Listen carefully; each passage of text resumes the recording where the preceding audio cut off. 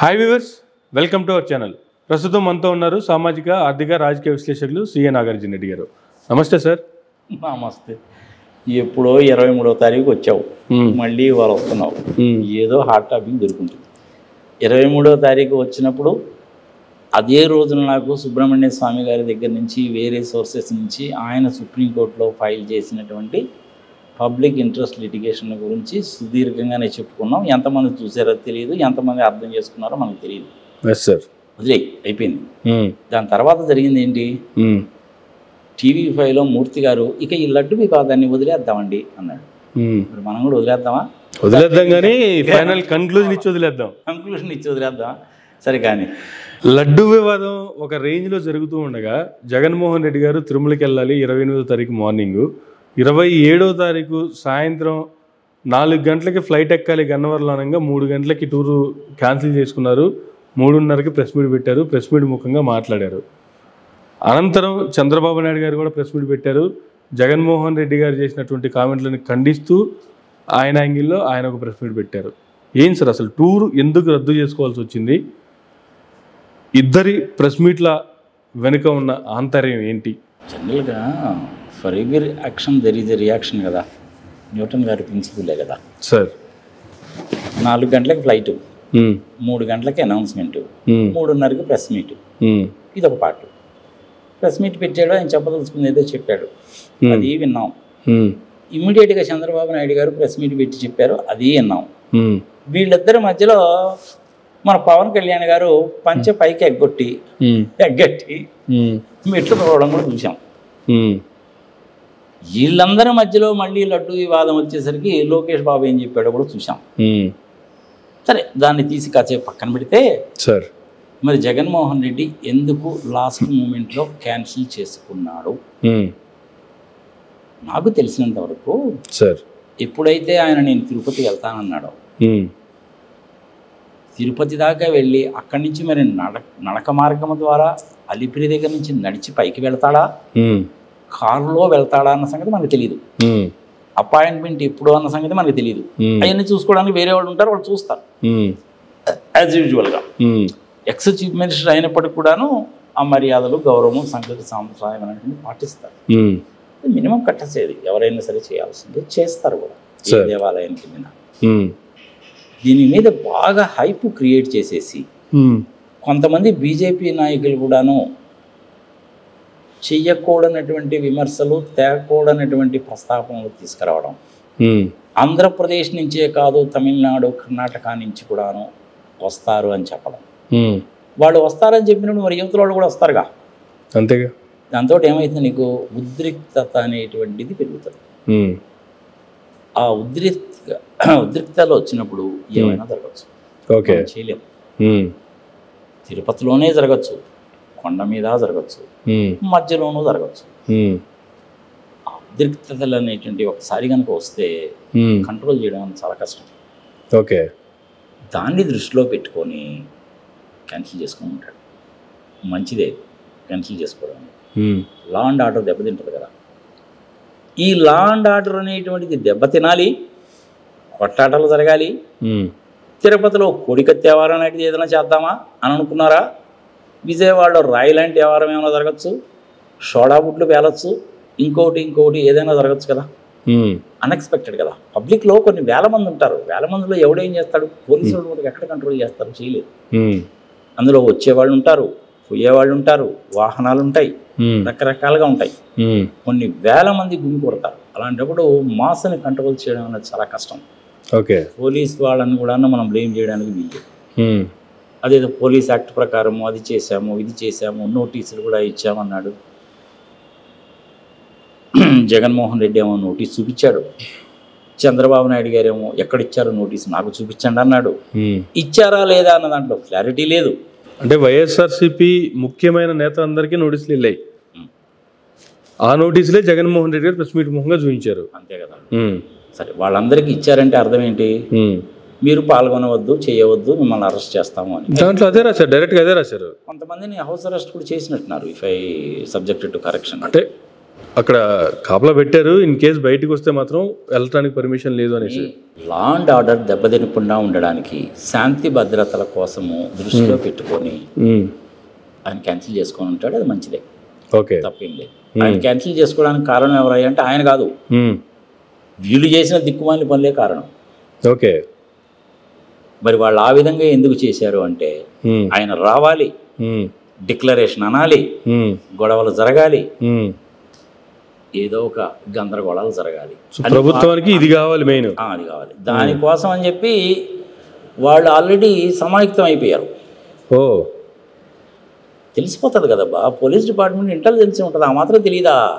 Sir, దాన్ని దృష్టిలో పెట్టుకొని ఆయన చేశాడు, కానీ వెళ్ళకూడదని కాదు. గతంలో ఎన్నిసార్లు వెళ్ళలేదు ఆయన కూడాను, నెత్తి మీద పెట్టుకొని పట్టు వస్త్రాలు వేయడానికి ఆయన వెళ్ళాడు. ఆయన నాన్నగారు రాజశేఖర రెడ్డి గారు చాలాసార్లు వెళ్ళాడు. రాజశేఖర రెడ్డి గారు వెళ్ళినప్పుడు ఎప్పుడు వివాదం రాలేదు. అబ్దుల్ కలాం గారు వచ్చినప్పుడు డిక్లరేషన్లో సైన్ చేసే వెళ్ళాడు, ఆ సంగతి మనకి తెలిసిందే. సోనియా గాంధీ గారు వచ్చినప్పుడు సైన్ చేసి వెళ్ళారు, ఆ సంగతి తెలిసిందే. రాజశేఖర రెడ్డి గారు చేశారా లేదా మనకు తెలియదు. రాజశేఖర రెడ్డి గారు నేను క్రిస్టియన్ అని చెప్పి గర్వంగా చెప్పుకున్నాడు. విజయమ్మ గారు అయితే బైబిల్ను పట్టుకొని ఇప్పుడు తిరుగుతూ ఉంటుంది. జెరూసలేం కూడా వెళ్ళొచ్చాడు రాజశేఖర రెడ్డి గారు. అప్పుడు రానటువంటిది, అప్పుడు లేనటువంటి డిక్లరేషన్ ఇప్పుడు ఎందుకు వచ్చింది? ఇన్నాళ్ళు జగన్మోహన్ రెడ్డి అధికారంలో ఉన్నప్పుడు లేనటువంటిది, అధికారంలో ఉన్నప్పుడు రానటువంటిది ఇప్పుడు ఎందుకు వచ్చింది? పర్పస్ఫుల్గా, ఇంటెన్షనల్గా, ఉద్దేశపూర్వకంగా చేసిన పని తప్ప ఇంకేమీ కాదు. అయితే అబ్దుల్ కలాం గారు వచ్చినప్పుడు కింద తీసుకుందాం అనేసి అనుకున్నారు, పొలిటికలైజ్ చేద్దాం అనుకున్నారు. అది కూడా ఎందుకు? లడ్డూ వివాదంలో అడ్డంగా దొరికిపోయారు.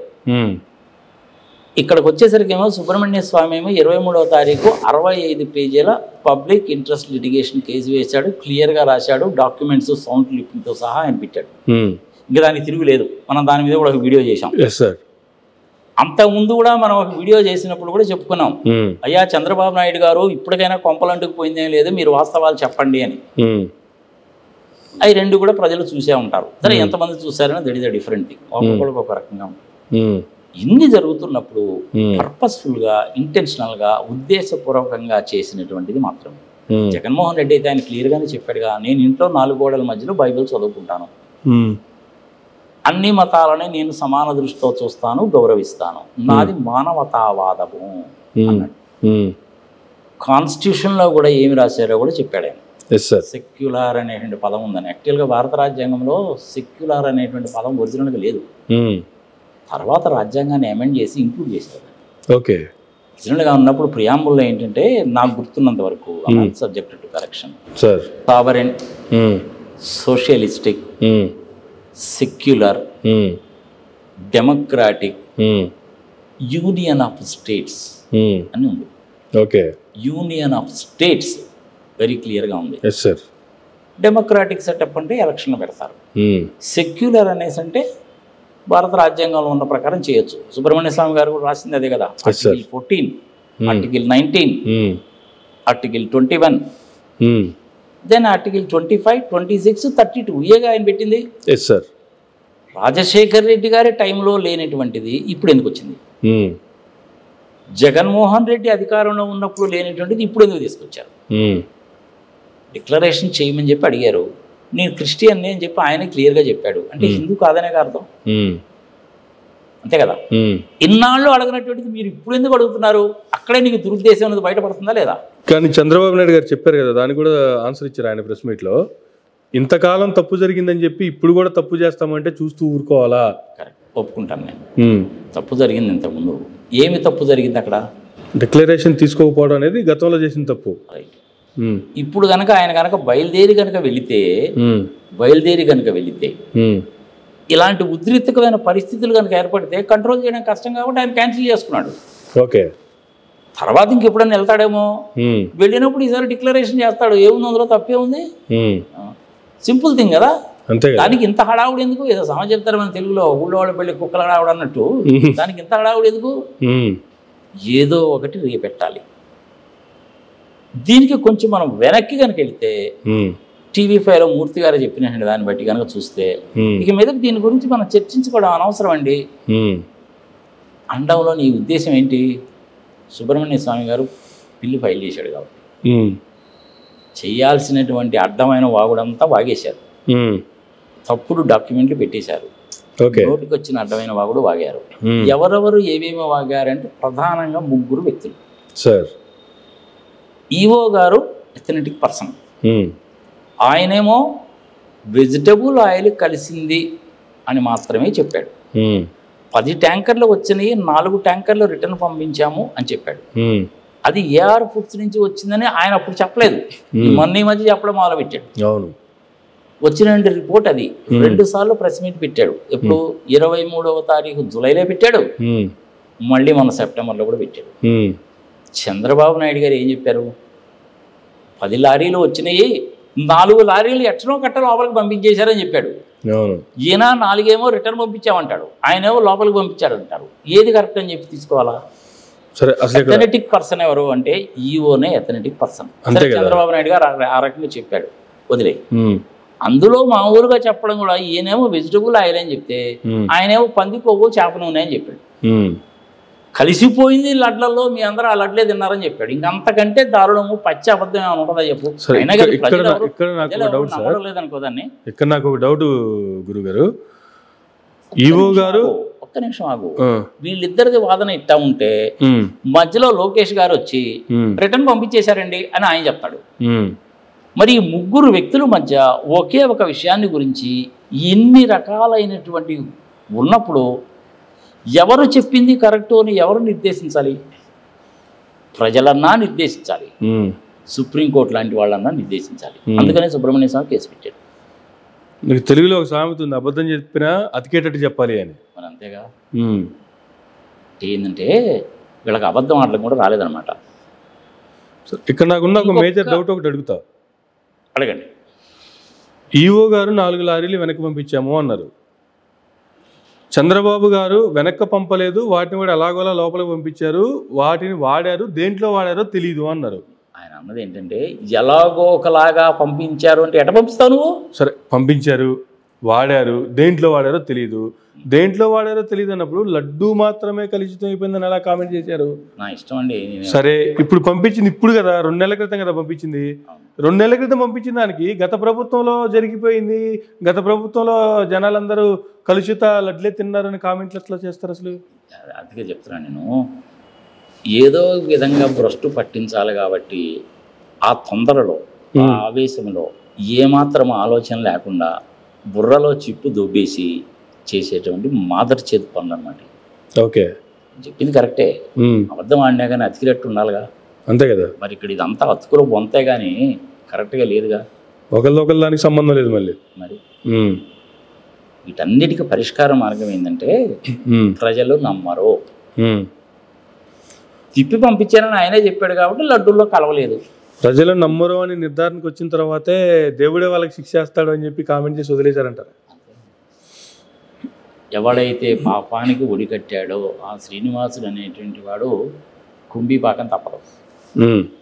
మరి దీనికి అసలు ఈ లడ్డు అనేటువంటి దాన్ని తీసుకురావడానికి ఇన్ని రకాలైనటువంటి వ్యాఖ్యలకి కారణభూతం ఏంటి అని కొంచెం వెనక్కి కనుక చూస్తే, సార్, ఈవీఎంలను మేనేజ్ చేశారు, గెలిచారు అనేటువంటిది ప్రజల్లో చాలా ప్రగాఢంగా నెగిటివిటీ చాలా ఉంది, ప్రచారం అయితే జరిగింది.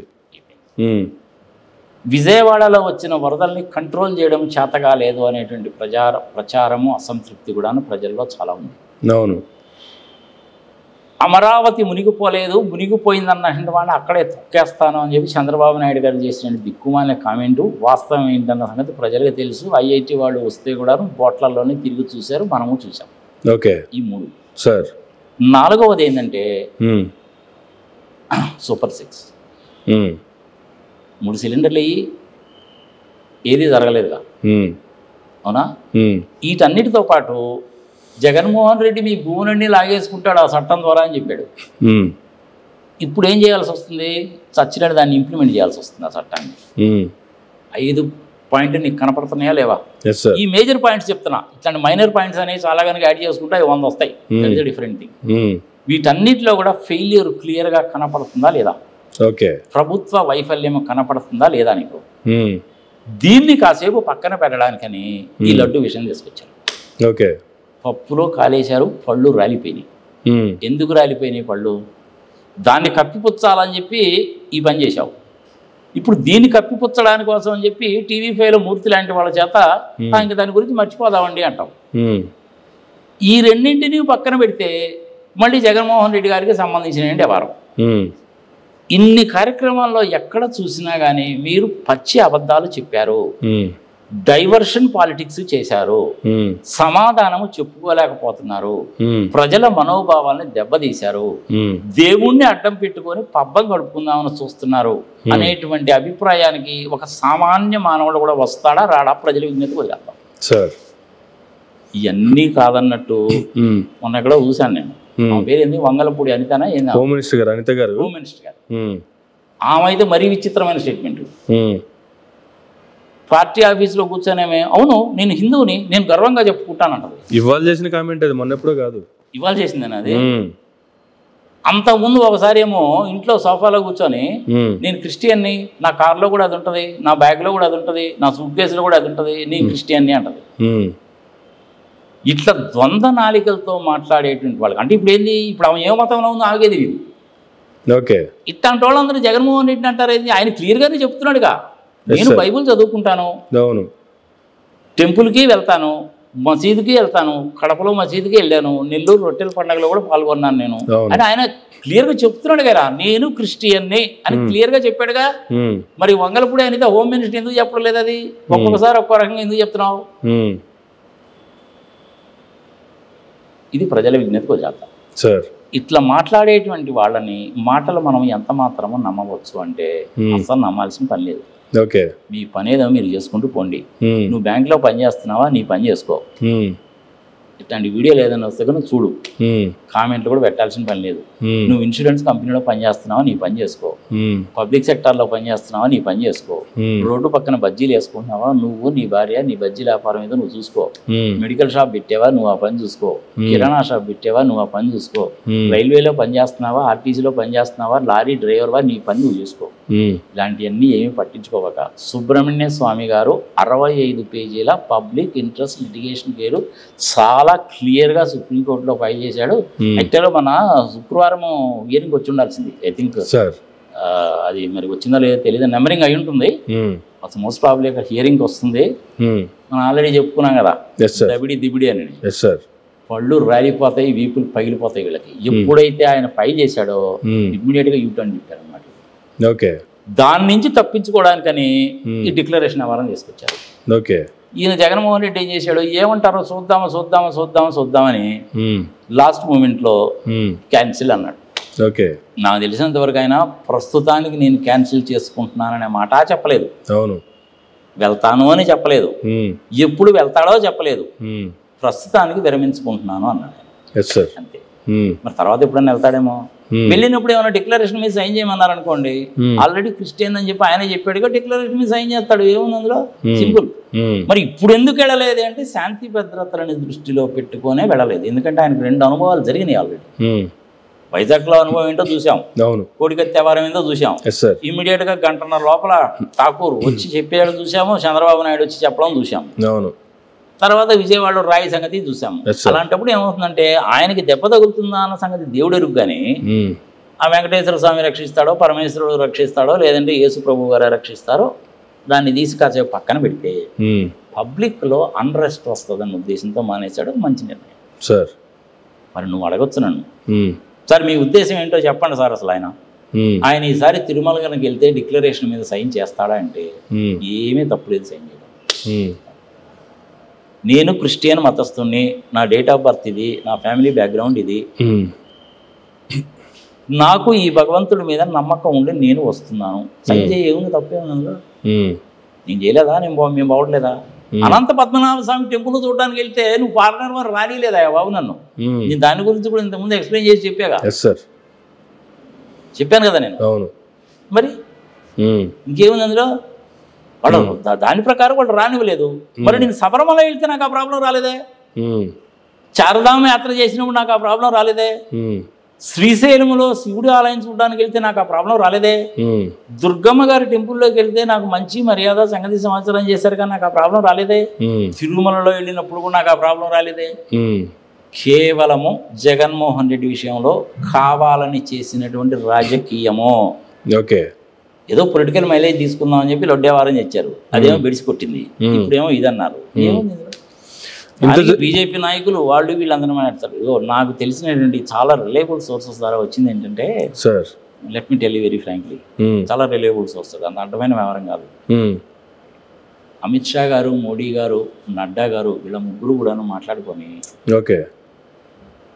ఎందుకయా అనవసరంగా ఇప్పుడు ఇంత ఉద్రిక్త వాతావరణం వస్తే మళ్ళీ సంగతి సమాచారం అది కూడాను కొంతమంది గెలిచాము, మాకు కూడాను 240 వచ్చినాయి, ఇప్పుడు ఏమైందో ఏందో సంగతి సమాచారం. ఈ లడ్డు వ్యవహారమే పెద్ద గందరగోళం అయిపోయింది, ఎందుకులే ప్రస్తుతాన్ని విరమించుకుంటే బాగుంటుంది. కొంచెం ఈ ఉద్రిక్త వాతావరణము, ఈ లడ్డు వ్యవహారము, సంగతి సంవత్సరం తేలిన తర్వాత తిరిగ్గా వెళ్ళొచ్చులే, నువ్వు వెళ్తూ కానీ ప్రస్తుతానికి వద్దులే అని చెప్పి వాళ్ళు చెప్పారు అనేటువంటిది నాకు చాలా రిలయబుల్ సోర్సెస్ నుంచి వచ్చిన ఇన్ఫర్మేషన్. వాళ్ళు చాలా నియరెస్ట్ అండ్ డియరెస్ట్ సెక్యూరిటీ సర్కిల్స్లో ఉంటారు. వాళ్ళు చాలా నియరెస్ట్ అండ్ సెక్యూరిటీ సర్కిల్స్ అంటే ఇటు పక్క మోడీకి కానీ అటు పక్క అమిత్ షా కానీ 5 అంచెలు 6 అంచెలు 7 అంచెలు సెక్యూరిటీ ఉంటుంది. అందులో మన తెలుగు వాళ్ళు ఉన్నారు, నాకు తెలిసిన కొంతమంది తమిళియన్స్ ఉన్నారు, కొంతమంది యూపీ వాళ్ళు ఉన్నారు, కొంతమంది సర్దార్జీలు కూడా ఉన్నారు. ఫర్ యువర్ ఇన్ఫర్మేషన్, వాళ్ళు చెప్పిన ఇన్ఫర్మేషన్ బేస్ చేసుకొని నేను చెప్తున్నా. వాళ్ళ దగ్గర నుంచి ఇన్స్ట్రక్షన్స్ వచ్చిన తర్వాత ఈయన మానేశాడు. జగన్ గారికి ఫోన్ చేశారు, బాగానే ఉంది. కానీ ఇక్కడ ఇంత జరుగుతున్నా కూడా అసలు ఎక్కడ దీన్ని ఖండించడమో లేదంటే దీన్ని స్టాప్ చేసే ప్రయత్నమో, ఒకవేళ జగన్మోహన్ రెడ్డి గారు చేసి ఫైనల్గా చేసిన అదే ప్రయత్నమేమో, కానీ అక్కడ వరకు ఎందుకు అసలు కేంద్రం నుంచి కానీ సైలెంట్గా ఉన్నారంటే ఎట్లా చూడాలి సార్ దీన్ని? అమిత్ షా ఎప్పుడు కూడాను స్ట్రాటజిస్ట్, చూస్తూ ఉంటాడు. మోడీ గారు ఏంటంటే అమిత్ షా వైపు చూస్తూ ఉంటాడు. ఫైనల్గా అమిత్ షా ఒక నిర్ణయానికి వస్తే అది మోడీ గారి చేత చెప్పిస్తాడు. ఇది వాళ్ళిద్దరి మధ్య ఉన్నటువంటి స్ట్రాటజీ. శాంతి భద్రతలు విఘాతం కలుగుతుంది కాబట్టి ప్రస్తుతానికి నువ్వు ఆపి, ఎందుకని అవసరం ఇది. సరే మా వాళ్ళు చిన్న చిన్న చోటమండ నాయకులు ఏదో అంటుంటారు, నువ్వేందో మాకు తెలియదా, నువ్వేందో మాకు తెలుసు కదా. ప్రస్తుతానికి 3-4 నెలల తర్వాత పోదు కానీ అన్నంత వరకు మాత్రమే చెప్పారట. నేను వాళ్ళని అడిగాను, నేను ఏమయ్యా నువ్వు ఈసారి పోయినప్పుడు డిక్లరేషన్ మీద సైన్ చేయని చెప్పాను, అమిత్ షా ఏమైనా చెప్పినట్టు నీకు ఏమైనా వార్త ఉందంటే అది ఏం లేదు సార్, అది just it is only 1.5 minute call అండి, అది అంతకంటే ఎక్కువ లేదు చెప్పారండి అన్న.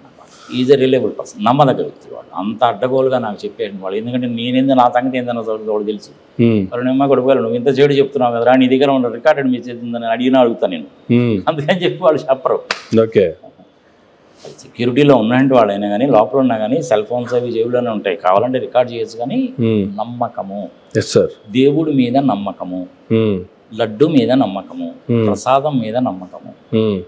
అదే విధంగా అక్కడ సెక్యూరిటీలో ఉండే వాళ్ళు కూడాను మోడీ గారి మీద నమ్మకం, మోడీ గారికి వీళ్ళ మీద నమ్మకం, అమిత్ షా గారి మీద నమ్మకము, అమిత్ షా గారి మీద వీళ్ళకి నమ్మకం. మెజారిటీ ఆఫ్ ద థింగ్స్ అన్ని నమ్మకాల మీదనే పోతుంటాయి. ఎంతమందిని అనుమానిస్తావు చెప్పు నువ్వు? మిసెస్ గాంధీ విషయమే తీసుకోబాని సమయ సందర్భం వచ్చింది కాబట్టి ప్రజలు తెలియాలి కాబట్టి చెప్తున్నా. ఆమె పక్కన అక్కడ దాకా సెక్యూరిటీ వాళ్ళు ఎవరైతే ఉన్నారో వాళ్ళకి ఆమెను కాల్చేసింది. ఆమె ఆ రోజుల్లో మనకి ఇప్పుడంటే ఇండియా టుడేలో వచ్చినాయి, కానీ అప్పుడు మనకి ఇలిస్ట్రేటెడ్ వీక్లీ ఆఫ్ ఇండియా అని ఒక మ్యాగజైన్ ఉండేది. ఆ మ్యాగజైన్ లో ఆమె ఇచ్చిన ఇంటర్వ్యూలోనే చెప్పింది, వీళ్ళు నా పక్కన ఉండగానే ఆ ప్రాణానికి ఏమి డోకా అండి. మరి ఆమె చెప్పిందిగా, ఆ సెక్యూరిటీ గార్డ్గా ఆమె కాల్చేసింది. అంతకు ముందు 4-5 రోజుల ముందేగా ఒరిస్సాలో చెప్పింది, మరి ఆమెను కాల్చేశారుగా. నమ్మకము అది ఇంపార్టెంట్. ఇప్పుడు నువ్వు నా దగ్గరకు వచ్చావు, నన్ను అడుగుతున్నావు, నాగార్జున రెడ్డి గారు స్టాటిస్టికల్ ఇన్ఫర్మేషన్తో సహా డేట్లతో సహా చక్కగా చెప్తాడన్న ఉద్దేశంతోనేగా నువ్వు నా దగ్గరకు వచ్చావు. నేను అడ్డగోలుగా చెప్తే నువ్వు నమ్మవుగా. అంతేగా. 23వ తారీఖు సెప్టెంబర్ నెల 2024 65 పేజీల పబ్లిక్ ఇంట్రెస్ట్ లిటిగేషన్ సుబ్రహ్మణ్య స్వామి గారు ఫైల్ చేశారు అంటే ఎవడెత్తుకున్నా దొరుకుతాయి. అంతేగా. ఆర్టికల్ 19లో ఈ విధంగా ఉంది అంటే ఎవడెత్తుకున్నా దొరుకుతుంది. ఆయన కూడా అదే చెప్పాడు. ఆయన ఏం చెప్పాడు మనం అంత డీటెయిల్గా చెప్పాం. ప్రజలకి అర్థం కావాలి కాబట్టి నేను ఉదాహరణలతో సహా చెప్తున్నాను. మనకి విషయం తెలియకపోతే తెలుసుకోవాలి. గూగుల్ తల్లి ఉందిగా, అంతేగా. వికీపీడియా ఉంది, గూగుల్ తల్లి ఉంది, చాలా సోర్సెస్ ఉన్నాయి. ఇప్పుడైతే ఆర్టిఫిషియల్ ఇంటెలిజెన్స్ కూడా వచ్చింది కాబట్టి మనకు తెలుస్తాయి. నువ్వు చెప్పదలుచుకుని మొత్తంగా చెప్తే అది సమ్మరైజ్ చేసి నీకు సొల్యూషన్ కూడా ఇచ్చేస్తుంది. ఆర్టిఫిషియల్ ఇంటెలిజెన్స్ ఉంది. ఇన్ని టూల్స్ మనకు అవైలబిలిటీలో ఉన్నప్పుడు ఇన్ఫర్మేషన్ గ్యాదర్ చేసుకోవడం అనేటువంటి పెద్ద కష్టమైన పనే కాదు. ఓకే, వాళ్ళు రేపు ఏంటంటే ఇంటికి వెళ్ళినా కానీ ఏదో భోజనం చేస్తూ ఉంటారు, సెల్ చూస్తూ ఉంటారు, భోజనం చేస్తుంటారు, సెల్ చూస్తుంటారు. అటు పక్క ఏమో టీవీ మోగుతుంటుంది, మీ ఆవిడేమో పక్కన మాట్లాడుతుంటుంది, నువ్వేమో నీ సెల్ ఫోన్ నువ్వు చూసుకుంటుంటావు. ఇది అయిపోయింది ఇప్పుడు మన వ్యవహారం. కానీ ఈ సందర్భంగా నేను చేతులు జోడించి ప్రపంచవ్యాప్తంగా ఉన్నటువంటి 116 కోట్ల మంది భారతీయులకి తెలుగు తెలిసినటువంటి వాళ్ళకి కానీ తెలుగు వేరే భాషలో ఉన్నటువంటి వాళ్ళకి చెప్పేది ఏంటంటే, ఇలాంటి దుష్ప్రచారాలని నమ్మకండి, మీ నమ్మకాన్ని పోగొట్టుకోబాకండి, అదే నమ్మకాన్ని మీరు ఉంచుకోండి. ఓకే, ఒకవేళ వరస్ట్ సిచ్యువేషన్లో నిజంగానే కల్తీ అయినటువంటి లడ్డు తిన్నాము మనము అనేటువంటి ఫీలింగ్ మీకు ఏదైనా కనుకుంటే ఆ భగవంతుడే చూసుకుంటాడు. వదిలి సార్ ఎవరిని ఎప్పుడు ఎక్కడ ఎలా ఏ విధంగా శిక్షించాలి దోషుల్ని అనేటువంటిది వెంకటేశ్వర స్వామి చూసుకుంటాడు. వదిలి దశావతారాలు కదయ్యా, ఎవరికి ఏ రకంగా సమాధానం చెప్పాడా లేదా? రావణాసురుడికి చెప్పాడా లేదా? త్రేతాయుగంలో చెప్పాడుగా. దుర్యోధనుడు లాంటి వాడికి ద్వాపరయుగంలో చెప్పాడుగా. ఇప్పుడు మనం నడుస్తుంది కలియుగంగా. ఈ కలియుగం కూడా మనం చాలా ప్రథమ పాదంలో ఉన్నాము. 4,32,000 సంవత్సరాల కలియుగం. ఇందులో ఇప్పటి వరకు మనకు అయింది ఎంత అంటే, మనకు ఉన్నటువంటి అవైలబుల్ డేటా మన మునులు శాస్త్రవేత్తలు పైన నక్షత్రాలని వాటి గమనాన్ని చూసి రాసినటువంటిది ఏంటంటే 3,102 సంవత్సరములు బీసీ. ఓకే, ఈ 3,102 సంవత్సరాలకి ఇప్పుడు జరిగినటువంటి 2,024 సంవత్సరాలు యాడ్ చేసుకో. ఇది ఇప్పటి వరకు కలియుగం జరిగింది. అంటే ఇంకా ఎంత ఉంది నీ కలియుగంలో? ఇంకా ఇంచుమించుగా 2,26,000 సంవత్సరాలు ఉంది. ఈ 5,000 సంవత్సరాల్లోనే 3 + 2 5, 5,100 so on and so fourth. ఈ పీరియడ్లోనే ఇన్ని ఘోరాలు జరిగాయి అంటే ముందు రోజుల్లో ఇంకా ఎట్లా వస్తుంటుందో ఆలోచించుకో. ప్రజలు ఎవరు కూడాను నమ్మవద్దు. ఇదంతా రాజకీయ వెండెట్టాలాగా చేస్తూ ఉంటారు. ఈ మాట నేను చెప్పడంలా సుబ్రహ్మణ్య స్వామి గారు కూడా ఆయన దాంట్లో రాశాడు. అది ఓకే, టీవీ ఛానల్స్లో వచ్చే నమ్మకండి, నేను చెప్పేది ఇష్టమైతే నమ్మండి, కష్టమైతే మానేయండి. నా అభిప్రాయం ఏదో నేను చెప్పాను. లడ్డులో కల్తీ జరిగి ఉండదు, స్వచ్ఛంగానే ఉంటుంది. మీ నమ్మకాన్ని మొమ్ము చేసుకోవద్దు. అన్నిటికీ కూడా భగవంతుడి మీద భారం వేసి మీరు చక్కగా లడ్డు కానీ, ప్రసాదం కానీ, వడ కానీ, పులిహార కానీ, అక్కడ పెట్టేటువంటి అన్నదానం కానీ చేసుకోండి. నేనైతే అలాగే చేస్తాను. మొన్న 3 రోజుల కింద కూడా వేరే వాళ్ళు తిరుపతి నుంచి తెచ్చిచ్చారో నేను తిన్నా. ఈ మధ్యలో వస్తుంటే చూసావా కామెంట్స్, ఇంత ముందు అంత రుచి లేదండి అంటే, నువ్వు ఎప్పుడు తిన్నావురా నువ్వు? మొన్న 2 సంవత్సరాల కింద తిన్నప్పుడు బాగుందండి, ఇప్పుడు బాగాలేదండి. ఇవన్నీ కూడా దిక్కుమాల కామెంట్స్ అనమాట. వదిలే కాలమాన పరిస్థితులకు అనుగుణంగా ఆ రోజుల్లో ఉండండి స్వచ్ఛత ఈ రోజుల్లో ఎంత ఉంది. కొంతకాలం పాటేమో హైబ్రిడ్ రైస్ అని, బాపట్ల వెరైటీ రైస్ అని, అద్దని ఇదని సంగతి సమాచారం అని, కాటన్ దగ్గరకు వచ్చేసరికి లాంగ్ టేబుల్ కాటన్ అని, షార్ట్ టేబుల్ కాటన్ అని, వరలక్ష్మి అని, MC5 అని పాడు పచ్చిపత్రం చెప్పాం. కాటన్లోకి వచ్చేసరికి బన్నీ అనేటువంటిది మన నూజుబీడు సీడ్స్ కూడా ఇచ్చింది కూడా చూసాం. ఇలాంటి వెరైటీస్ చాలా ఉన్నాయి. ఇవన్నీ కూడా హైబ్రిడ్ వెరైటీస్. ఇదంతా కూడా నాకు 30-40 సంవత్సరాల నుంచి జరిగింది. మరి ఇప్పుడు జనాలు ఏమంటున్నారు? ఆర్గానిక్ ఫుడ్ అండి, organic food, organic milk, organic గడ్డి, ఆర్గానిక్ అన్నము, అన్నీ ఆర్గానిక్కే. 40 సంవత్సరాల కింద మన ఇండియాలో ఉంది అదేగా. మరి ఇప్పుడు మళ్ళీ ఆర్గానిక్ అని చెప్పి పేరు పెట్టి 50 రూపాయలకు వచ్చే బియ్యాన్ని 150 రూపాయలకి ఎందుకు అమ్ముతున్నావు? దీన్నే వ్యాపారము అంటారు. ఈ వ్యాపారంలో నిష్ణాతులు ఎవరయ్యా బాబు అనేసి అంటే ప్రపంచంలో అభివృద్ధి చెందినటువంటి దేశాలు. వాళ్ళు చేసేటువంటి మాయాజాలంలో మనం పడిపోతాం. అది సంగతి. ఫార్మస్యూటికల్ ఇండస్ట్రీలో కూడా ఇలాగే జరుగుతుంది. ప్రజలకు అర్థం కావాలి కాబట్టి చెప్తున్నా. బెరాల్గన్ టాబ్లెట్ అనేటువంటిది ఎవడైనా సరే కడుపు నొప్పి రాగానే వేసేసుకుంటాడు, డాక్టర్ దగ్గర కూడా పోరు. అది 10 సంవత్సరాలు నడిచింది, వాడు దాని మీద ఖర్చు పెట్టింది మొత్తం రిటర్న్ వచ్చేసింది, అయిపోయిందా? వేరే కంపెనీ వాళ్ళు కూడా ఇంకో రకమైన టాబ్లెట్లు తీసుకొచ్చాడు, వీడికి వ్యాపారం తగ్గింది, వాడికి వ్యాపారం పెరిగింది. మరి అప్పుడు ఏం చేయాలా? బెరాల్గన్ టాబ్లెట్ కనుక వేసుకుంటే బ్రెయిన్ పాడవద్దండి, కిడ్నీ ప్రాబ్లమ్స్ వస్తాయి. ఆ కంపెనీ కూడా చెప్పాడు. మళ్ళీ రీసెంట్ గా కరోనా వచ్చినప్పుడు కూడా రెమెడీస్ ఫేర్ వాడండి అన్నారు, లక్షలకి అమ్మారు, బ్లాక్ లో అమ్మారు. అరే పారాసిటమాల్ వేసుకుంటే సరిపోతుందని జగన్మోహన్ రెడ్డి చెప్తే పగలబడి నవ్వితిరి. చివరికి ఓల్డ్ హెల్త్ ఆర్గనైజేషన్ వాళ్ళు అదే చెప్పారుగా. అంతేగా. మా డాక్టర్ ఉన్నాడండి, మాకు ఫ్యామిలీ డాక్టర్ జేబీ రావు గారు అని, గుంటూరు మెడికల్ కాలేజ్ నుంచి వచ్చాడు ఆయన. ఇండియన్ మెడికల్ కౌన్సిల్లో ఈ మెడికల్ కాలేజీలన్నీ చూసి ఎన్ని సీట్లు ఇవ్వాలి ఏమిటి సంఘ సంవత్సరంలో మెంబర్ ఆయన. సార్ ఈ కరోనా వచ్చిన నేను అడిగాను ఆయన్ని, ఏంటి సార్ సంగతి అందులో ఏంటి. అప్పుడు మా అమ్మాయి కెనడా నుంచి వచ్చింది పాపం. ఓకే. ఏదో వేరే పని మీద వచ్చిందా, ఏదో వారం రోజులు బాంబే స్టాక్ ఎక్స్చేంజ్లో వర్క్ ఉందని వచ్చింది. ఆ టైంలో వచ్చింది ఇది. ఏంటి సార్ ఇది, మా అమ్మాయి అన్న అక్కడ ఉండేది, మీ మీద తిప్పబడేవాళ్ళు పాప, అనవసరంగా ఆమె వచ్చి ఇరుక్కుపోయింది కదా సార్ అనేసి అంటే ఏమీ అక్కర్లేదండి అని రెండు రకాల ట్యాబ్లెట్లు చెప్పాడు. ఏమీ కంగారు పడాల్సిన పని లేదు, ఈ ట్యాబ్లెట్స్ వాడండి అన్నాడు. అందులో పారాసిటమాల్ కూడా ఒకటి. జ్వరంగా ఉంది అనుకుంటే డోలో వేసుకోండి అన్నాడు. ఓకే. ఇంకేదో ఒక ట్యాబ్లెట్ రాసిచ్చాడు. ప్రిలిమినరీ ప్రికాషన్స్ కింద జాగ్రత్తలన్నీ తీసుకోండి అన్నాడు. మా ఫ్యామిలీలో ఎవరికి ఏమీ జరగలేదు సార్. బూస్టర్ వ్యాక్సిన్తో సహా నేను వేయించుకున్నాను. కానీ ఇలాంటి తప్పుడు ప్రచారాలను చాలా చేస్తారు. వ్యాపార నైజం సార్. 8 లక్షలు 10 లక్షలు 20 లక్షలు బిల్లు అట్టాయా.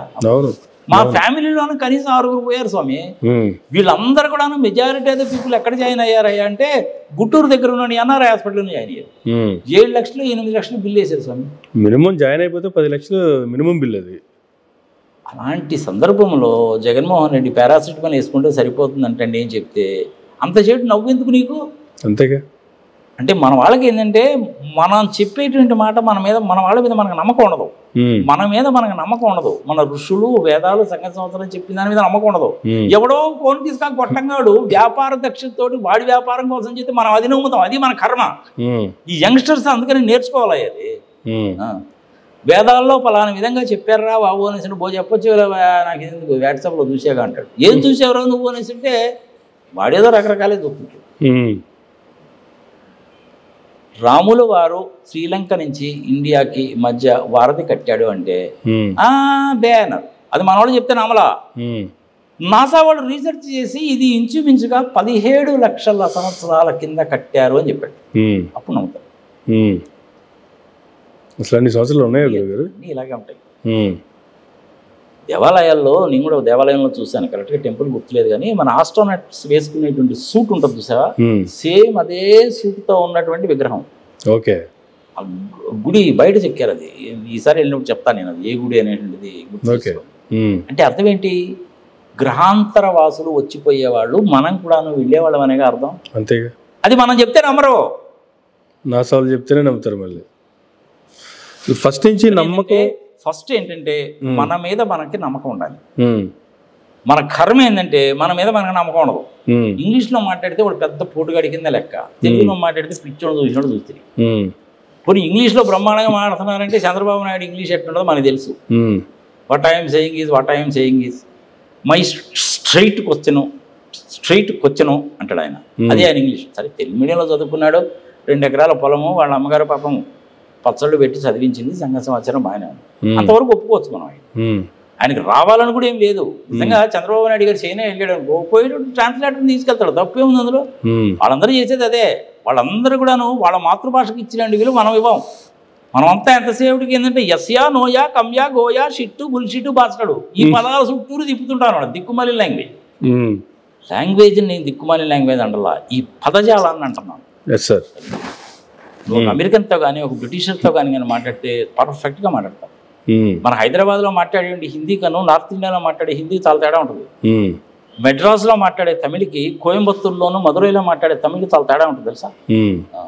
ఉత్తరప్రదేశ్లో హిందీ అంతా కూడా పర్ఫెక్ట్గా మాట్లాడతారు. అదే మన హైదరాబాద్లో అయితే క్యా రే క్యా కాజారే కాయ్ అరే ఉల్లు ఖా బట్టే కాజారే, అది హిందీ అంటారు దాన్ని.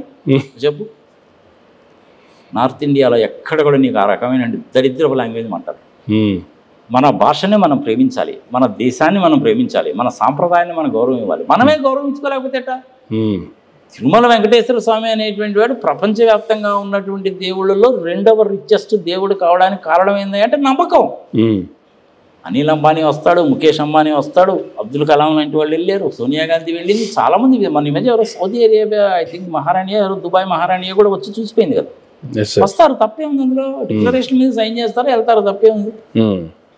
ఏం తప్పులేదు అందులో. నేను చర్చిలకు వెళ్ళిన సందర్భాలు ఉన్నాయి. నేను మెదక్ చర్చ్ చూశాను, వేళాంగిణిలో చర్చ్ చూశాను. ప్రశాంతమైన వాతావరణం బ్రహ్మాండంగా ఉంటుంది. రూమ్స్ కోసం కూడా ఎత్తుకునే పని లేదు స్వామి. మనం ఇంకా తిరుపతి కనుక వెళ్ళాలంటే రూమ్స్ కోసం ఎత్తుకోవాలి, కానీ వేళాంగిలో అయితే నీకు అది కూడా ప్రాబ్లం లేదు. 10 కౌంటర్లు పెట్టారు.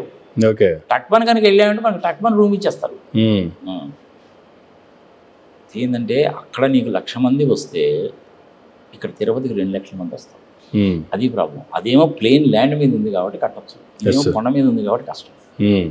అన్నీ ఉంటాయి, రకాలు ఉంటాయి. అసలు యాక్చువల్గా తిరుపతి చరిత్ర కనుక తీసుకుంటే శ్రీకృష్ణదేవరాయలు గారు ఉన్నప్పుడు మంచి కానుకలు అవి ఇచ్చేవాడు. దాని తర్వాత శ్రీకృష్ణదేవరాయలు విజయనగర సామ్రాజ్యం పతనం అయిపోయిన తర్వాత ఈ తుర్ష్కులు వచ్చారు.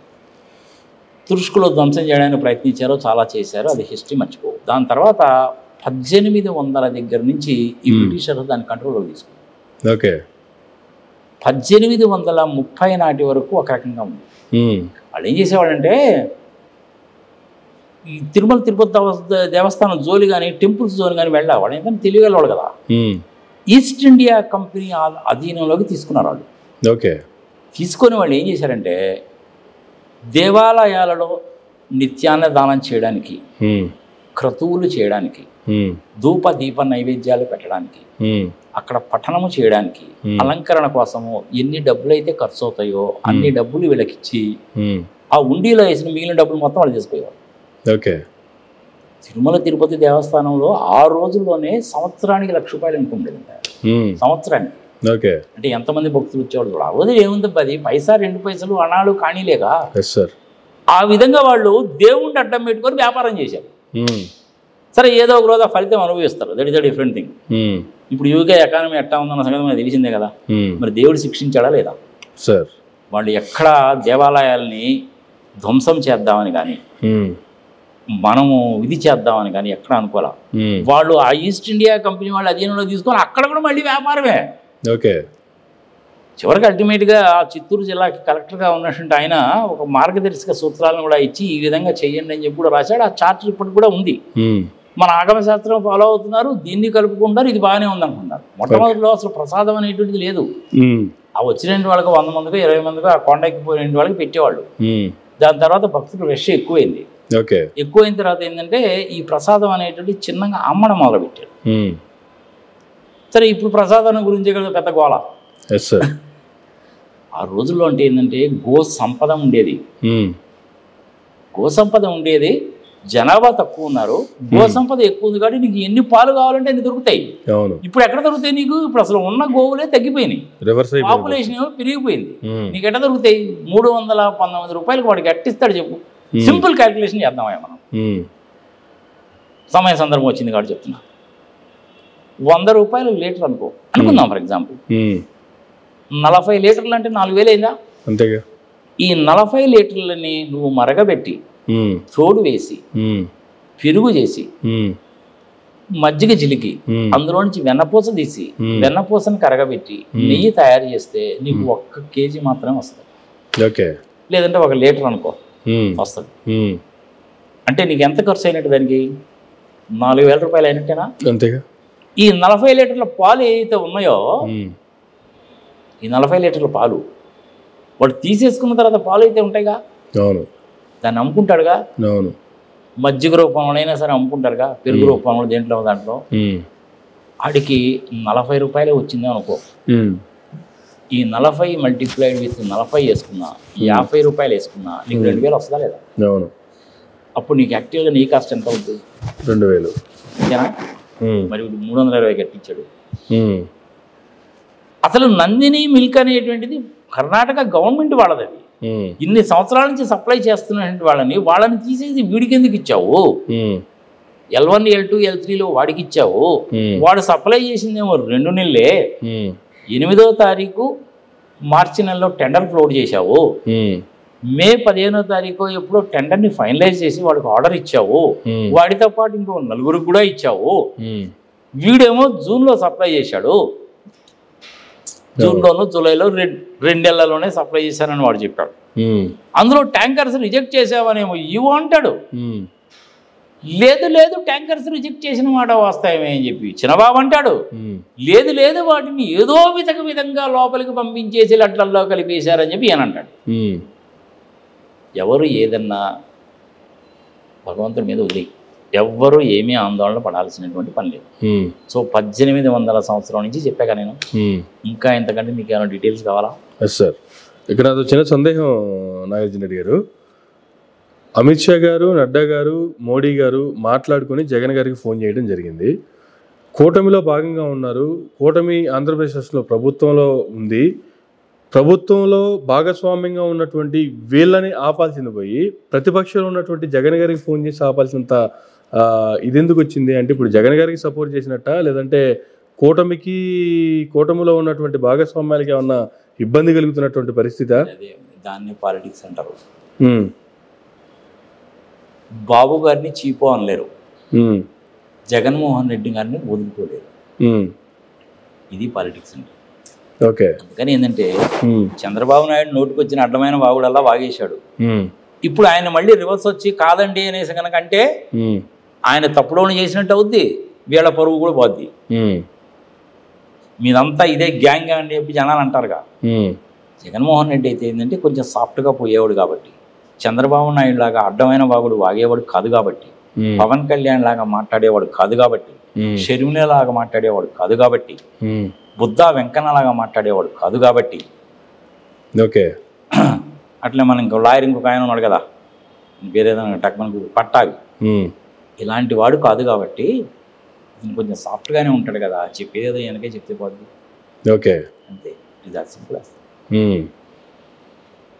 ఎవరికి ఎప్పుడు ఎలా చెప్పాలనేది వాళ్ళకి బాగా తెలుసు. ఓకే.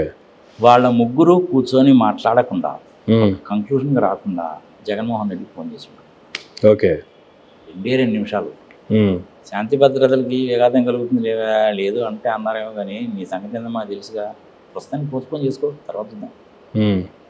ఎంతసేపు పట్టింది నీకు? ఇది 1 నిమిషం కూడా పట్టదు, అంతేగా, అయిపోయింది అంతే. ఓకే.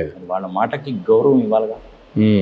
దానికి కూడా జనాలు ఏమంటారంటే, నిజంగా మోడీ అని అమిత్ షా అటు ఎందుకు చెప్తారండి, ఏనే వాళ్ళకి ఫోన్ చేసి ఉంటాడండి, ఏం చేయమంటారని అడుగుంటారండి, ఈయనకు ఉండేంటి భయం, ఈయనకు ఉందండి, ఈయన మీద కేసులు ఉన్నాయి కదండి, అందుకని చెప్పి ఈయన ఉంటాడండి, వాళ్ళు చెప్పినట్టు ఈయన చేరాల్సిందండి, లేకపోతే కేసులు దొరుకుతారేమన్నా జగన్మోహన్ రెడ్డికి భయం అండి అంటే. ఆ జగన్మోహన్ రెడ్డి కేసులు ఏందా నాకు అర్థం కదా. అయితే ఆల్మోస్ట్ అది కురికి వచ్చినాయి. 1500 కోట్ల రూపాయలకి ఎక్స్ప్లెనేషన్ చెప్పలేదు, ఇదే జడి లక్షణాలు అని చెప్పింది. అంతకుముందు అంతా 1,00,00,000 కోట్లు అని అదే పనికి దుష్ప్రచారాలు చేశారు కదా ఇద్దరు ఉన్నవాళ్ళు అందరూ. ఎప్పుడైతే ఆయన ఆ మాట చెప్పాడో అన్నం మానేశారు. ఇప్పుడు దాని వ్యవహారం ఏంటి అంటే ఆల్మోస్ట్ ఇంకొక 300 crores ఏమో ఎక్స్ప్లెనేషన్, దానికి సంబంధించిన డాక్యుమెంటేషన్ చూపిస్తే కేసు క్లోజ్. ఇది చేసే దిక్కుమాల ప్రచారాలన్నీ అలాగే ఉంటాయి. కానీ ఆల్రెడీ చెప్పా, ఇలాంటి మాటలు ఏవి నమ్మకండి. పైన భగవంతుడు అనేవాడు ఉంటాడు, ఆయనే మనల్ని పరిరక్షిస్తాడు, ఆయనే మనల్ని సంగతి చూసుకుంటాడు. నువ్వు తప్పు చేసావా ఒప్పు చేసావా అనేటువంటిది నీ అంతరాత్మకి తెలిసినంతగా ఎవరికీ తెలియదు. తర్వాత తెలిసిన వ్యక్తి ఎవరంటే భగవంతుడు ఒకడే. నువ్వు చేస్తున్నది తప్పని సంగతి నీకు తెలీదా? చంద్రబాబు నాయుడు తెలియదు అనుకుంటున్నాం, ఏంది ఆయనకి తెలుసు. మరి ఎందుకు చేశాడా అంటే పాలిటిక్స్. అసలు జగన్మోహన్ రెడ్డిని నీకు ఎదుర్కోవడం చేత కాకపోతే ఈ లడ్డేవారం ఎందుకు తీసుకొస్తావు స్వామి? నీ ఇంక వేరే మార్గాలు లేవా? వచ్చిన ఉన్నాయిగా. నీ ఫెయిల్యూర్ అక్కడ కనపడతా ఉంది. ఆ ఫెయిల్యూర్ని జనాలు ఎక్కడ అడుగుతారో అని చెప్పి ఇది తీసుకొస్తావు. ఆ వైజాగ్ స్టీల్ ప్లాంట్కి సంబంధించి దాని గురించి అడుగుతారేమోనని ఇది తీసుకొస్తావు.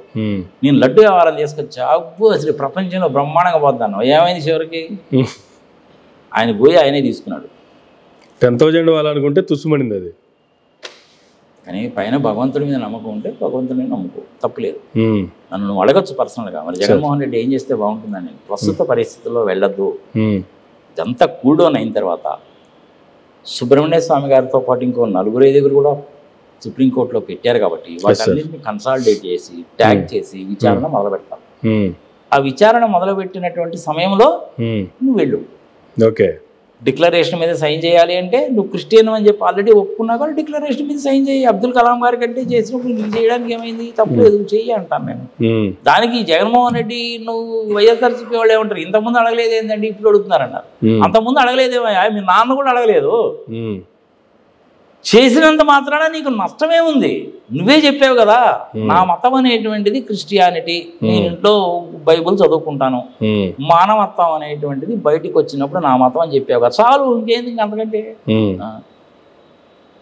నేనే ఉన్నానబ్బా, నేను కూడా వాటికన్ సిటీకి వెళ్ళాను. సరే నా రంగు చూసి నేను ఏదో యూరోపియన్ అనుకుంటారో నన్ను అడగకపోవచ్చు.